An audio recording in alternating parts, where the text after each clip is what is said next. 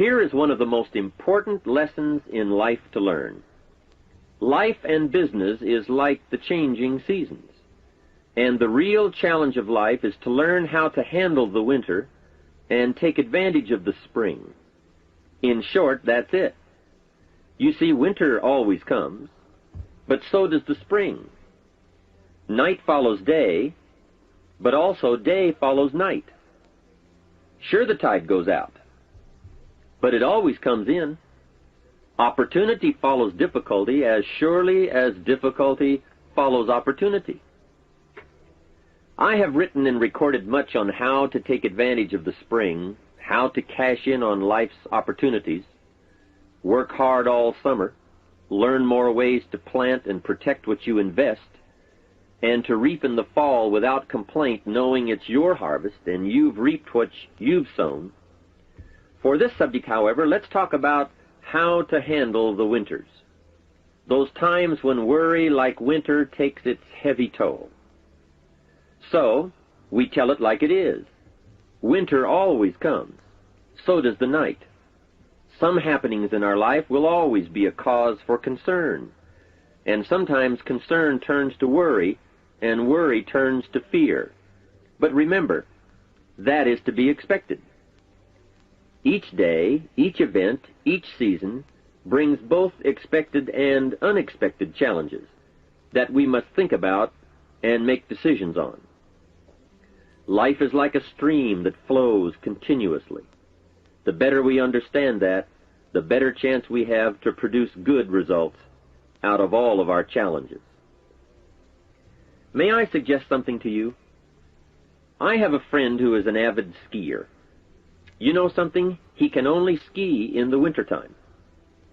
You can only hunt the elk when the snow falls in the high mountains and drives them down. That's called wintertime. You see, it's all right if it's 12 below. Just be prepared for the winter. And here is a good thought. A full, well-developed human being will find a way to take advantage of the winter, not just handle it. The big challenge is to make something out of each opportunity. Now, if winters are always going to occur in our life, shouldn't we benefit from them too? Come the next winter, you could be on the inside looking out, seated by a warm fire, the company of a good friend, and those unique feelings of security in spite of the circumstances or the season. Begin to know now that the night will pass, and as you learn to grow and progress, you will better understand how to handle every night and better live every day. Here's some of the best advice I have on worry. First, don't be afraid to face the facts of life. It is not negative to understand that the winters always come. Don't be faked out. Don't clip the word impossible out of the dictionary. Sure, the Bible says all things are possible, but I don't really understand all that means. My daughters ask me, have you ever tried putting toothpaste back in the tube? Don't say I don't want to hear the problem. I don't want to see the difficulty. Don't show me the weeds. Don't say anything negative. Only see the positive. That's foolish. There is a thin line between positive thinking and kidding yourself. And remember, there's also a thin line between faith and folly. Here is the key. Humans have the unique ability to see it as it is, and they also have the ability to see it better than it is. One is called fact, the other is called faith. Faith you develop, facts you acquire. The facts you acquire are essential. It's like belief. You constantly must find facts to support your belief. Faith says, I will move mountains. It doesn't say, I will move mountains if someone gives me a bulldozer. I'll move a mountain if they will build me a road up there, if the weather's nice, if they give me a shovel. Faith just says, I will move mountains. Faith doesn't ask for a result to prove its existence. Faith is because it is. And remember, people die for faith. And some people give up everything they own. their life for faith. Many years ago, over in Vietnam, a Buddhist monk did a very clever thing. He did the ultimate in political dissent. He burned himself to death. That toppled the government. That was faith. Totality begets totality. Here is a good prayer. Help me to see it as it is, and help me to see it better than it is, and then inspire me to act. Facts and faith and action. What a combination for personal progress. And action puts fear to flight. An Old Testament phrase says, "Watch the ants, you sluggard. Consider their ways and be wise." Not a bad suggestion. The study of ants. What do they do in the summer to prepare for the winter? That's a lesson in life and survival. Happiness, wealth, peace, security, success, safety, friendship, reward, results, and all human achievement comes from a growing ability to understand and handle the changing seasons.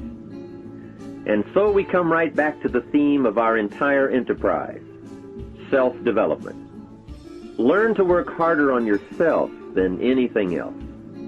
The key to all success in economics or mental health is self-development. It will all change for the better when you change for the better. It's what you become that really counts. And you are the only variable. So a good statement is, you can't be all positive. You can't be all confident. You can't be all faith. But confidence and faith and courage and inspiration can dominate worry and fear. Physical and emotional forces are always at work, and something will win and conquer. Make sure you give yourself the best chance to get mental and emotional domination over all of your challenges. And here is one of the master keys to the good life. Developing the intelligence and accepting the challenge of putting all of your emotional experience into their rightful ratio. Beginning this progress can bring about the most dramatic changes. You see, disappointment is like winter. It always comes. It is foolish to say, "Don't be disappointed." But you must learn to discipline your disappointment. If it dominates 51% of your time, you're in trouble. Continued heavy disappointment is like 12 months of winter, and 12 months of winter leaves very little alive. Use the guidelines of seasons to adjust to all the meaningful things that happen to you. So concern, fear, and disappointment, like many human emotions, serve a useful purpose as long as they are kept in their rightful ratio. Left unattended, the weeds take over. Disappointment rules. Worry breaks loose. Fear gets the upper hand, and doubt moves in. But managed, worked, given human action with will and knowledge and purpose, and gardens overcome weeds. Faith overcomes doubt, and confidence pushes worry into a small place. The second major key to mastering worry is to respond. Build up inside of you that heavy desire to be free, to get on with building your life and lifestyle. Too much is waiting to delay. Take a new look at your opportunities. Figure out new ways to seize them immediately and make them work for you. And here is a key. Bring a new dedication that you will master yourself with enough discipline to be more than qualified to do the present job and prepare yourself for the next move up. Expose yourself to every stimulation possible that will put all this in perspective. Now let's move on to a very important point, and that is the best answer to worry is confidence. First, self-confidence. I can better handle next winter. I have a strong shelter. It is stocked with supplies. I now know how to take advantage of the spring. I'm going to plant better crops and bigger crops. I can last through the summer. I won't quit this time. I'll study weeds and how to get rid of them. I'll be less frightened of the changing weather and the quick storms. In the fall, I will exercise more care and reap what I have without complaint and blame nothing for the amount of my harvest. I'll learn to save a fair portion so that I can survive the bad seasons when out of control the hailstorm comes and it all goes wrong. Now we must consider this. The most fatal deterrent to self-confidence is guilt. Not doing all you know how to do to the full extent of your present ability weakens the foundation for confidence. The biggest part of worry comes from the lack of this personal confidence. And lack of confidence comes from two major things. First, no goals or plans. And second, no daily discipline to achieve. The inaction to cure or handle small tasks is what starts the guilt process. And that always tends to make you look at what's wrong and expect the worst. So listen to the voices of creative experience. Let nature, experience, wisdom, books, everything speak to you and teach you. Remember, both opportunity and challenge await action. Everything yields to diligence. It's not what you can do, it's what you will do that counts. And undeveloped ability comes from three problems. First, lack of inspiration to find out. Second, lack of reasons to learn. And third, lack of applied time and action for developing those abilities. Remember, humans are remarkable, a marvelously functioning entity. Imagine how uniquely your body and mind have survived and managed to function in spite of all the worry. Humans don't die easy. They die hard. Develop a plan for your life rather than aimlessly drifting through it, the victim of circumstance. Create your own environment and learn to control it. You control your own mental environment by developing yourself. So go on a crash program to clean up decisions. Get things done. Get other things set up and started and organized. Start doing all the things that would make you feel better. Exercise, diet, reading more books. Open a floodgate of positive moves in the right direction. And be thankful. Add up what you do have. Make an actual as well as a conscious mental list of all you possess, tangible as well as intangible. In view of the 4 billion other inhabitants of the world, yours is probably an incredible list. That list and being thankful should then lead to the big step of discipline. The discipline to sit up and listen, the discipline to pay attention, the discipline to give people and kids the gift of your attention, the discipline to be alert, take care of yourself, rest, eat properly, the discipline to talk well and practice good manners. Courtesy is contagious. Take one day and see what a variety of positive steps you can take and projects you can take on. At the end of the day, go over it. Write out the positive steps, the progress on projects, the rest, the exercise, the meals, the hobbies, calls, records, conversations, and letters. And speaking of calls and letters, write at least one encouraging letter or thank you note, and make at least one encouraging phone call or thank you call every week. Then have a friend help you, as one helped me, to get all the facts and prepare for action. From such a friendship, the greatest gift you can draw is the truth. To one of my dearest friends I said just the other day, as my friend, do me the one best thing you can do for me, and that is, tell me the truth. From there I can grow. I can start making wise decisions. We all admire poise, confidence, awareness, courtesy, good manners, courage, health, kindness, attention, beauty, speech, expression, and unhurried intensity, and talent at work. This can be your life.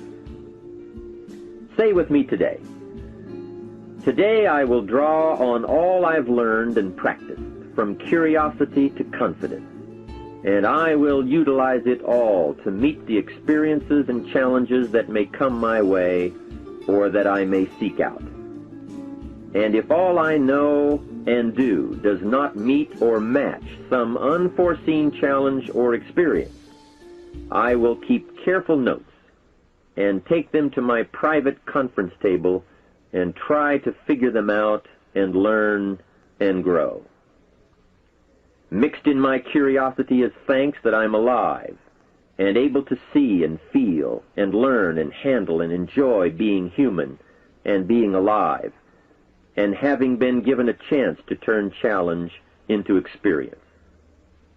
How great to have a mind to expand and a soul to nourish, to have hands that can feel, a heart that can experience, a mind that can inquire and learn, a soul that can soar, a body that can respond, to know love, sadness, hope, disappointment, accomplishment, failure, thrills, terror, appreciation, bafflement, wonder, awe, frustration, misery, confidence, courage, contentment, impatience, expectation, apprehension, fulfillment, music, sound, pictures, art, beauty, and harmony.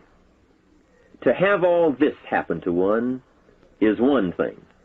To know it is all happening is much more.